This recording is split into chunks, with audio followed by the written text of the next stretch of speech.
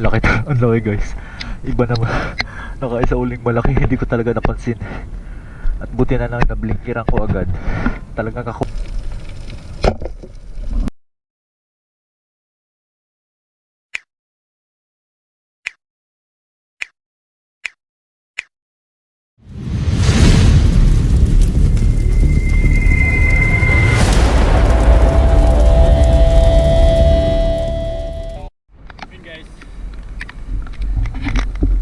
Talagang malakas ang ulan, no?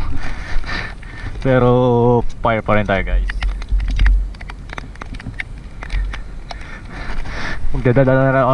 Magdadala rin na rin ako ng bangka. Aray. Para ano? Kumbaga ang sisilipin ko lang ay mga ano. Uy, sayang to. Sipak takraw. Ang sisilipin ko lang guys ay mga bahayan ng mga pugita tsaka cuttlefish, no, yung bangkutaan. Yun lang talaga ang sisilipin ko ngayon. At napakalamig. Tsaka okay guys, so hindi ko mapuntahan ngayon at medyo bumaha na nga. Kaya malabo na ang tabi. Kaya yung mga area lang na guys na medyo malayo sa mga bahaan, no, yung pupuntahan ngayon. Kita mo naman, napakalabo na ng tabi. Kaya fire tayo guys. So dito guys ang ating first drop, no, sa unang sapitin ng batuhan dito sa amin. Dito ako nakakahuli ng mga cuttlefish na malalaki. At yung mga last night dito ko rin nahuli yung malaking bugita, no. Okay na guys, let's dive.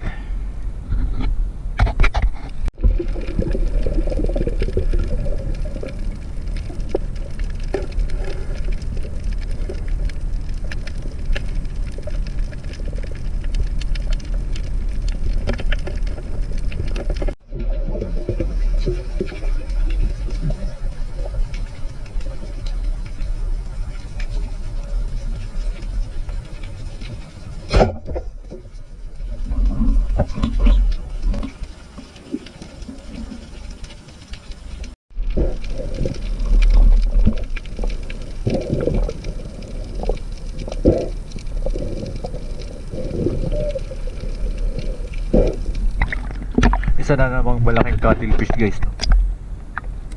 Kaya ako nag-blinker do. Ito talaga yung mailap, yung mga dilawang mata. Kaya ako nag-blinker.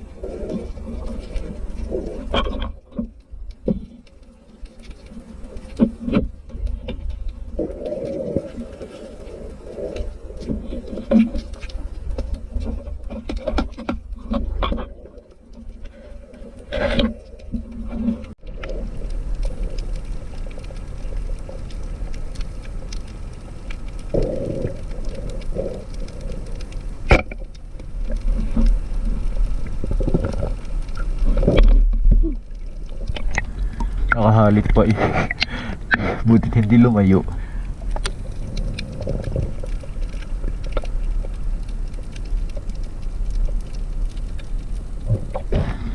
Malaki-laki pa naman.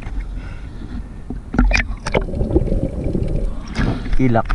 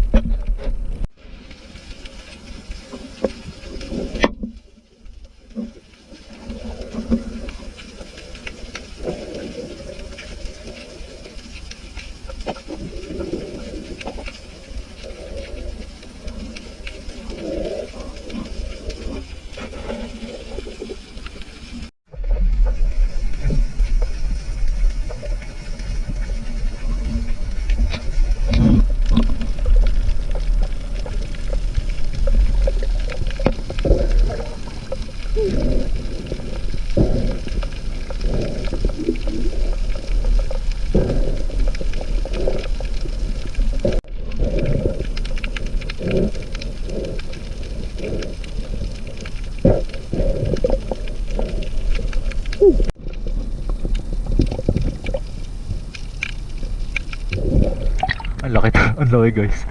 Iba naman. Nakaisa uling malaki, hindi ko talaga napansin. At buti na lang nablinkiran ko agad. Talagang kakulay talaga siya ng corals. Butit na blinkiran. Nahabol ko, medyo malalim na nga.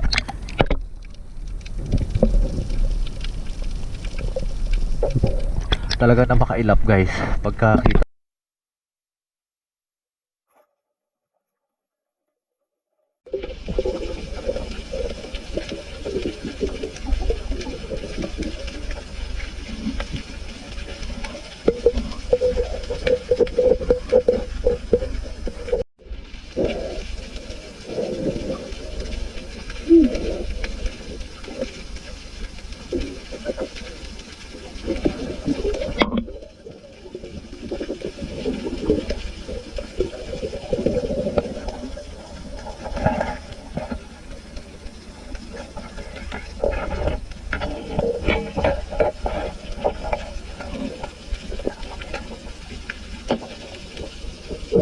Dito guys, lumusot sa kabila. Kaya dito ko na lang tatanggalin.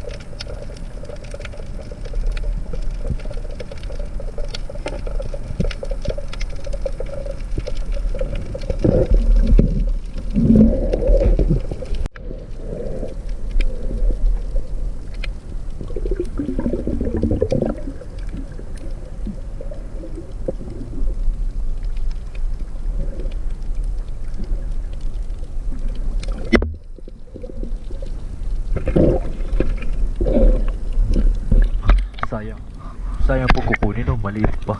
Palakin muna natin yun.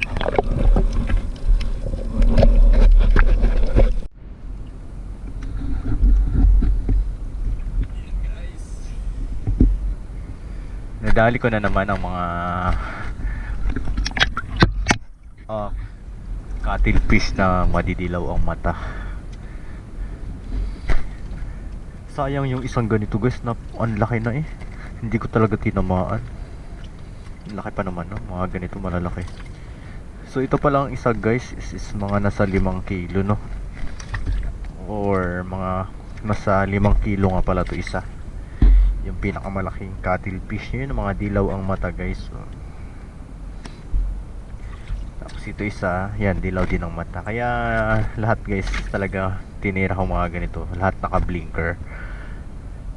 At napakailap niya, no? Yan, no? Mga pusit. Dalawang pusit guys. Yan. So ang pinapana ko pala is dalawang isda. Dalawang isda, dalawang pusit, at dalawang cuttlefish lang, no? Pero sayang yung isa na ganito na grouper, hindi ko tinamaan. Libasay na sa sobrang baba, tapos siksik na siksik pa. Napakalaki nito isa guys, oh. Mga nasa 5 kilo na cuttlefish. Napakahaba ng kanyang ano. Yun, nasa 5 kilo to guys, or 5 kilo mahigit. Kita mo na yan, ang aking kamay. Yan guys.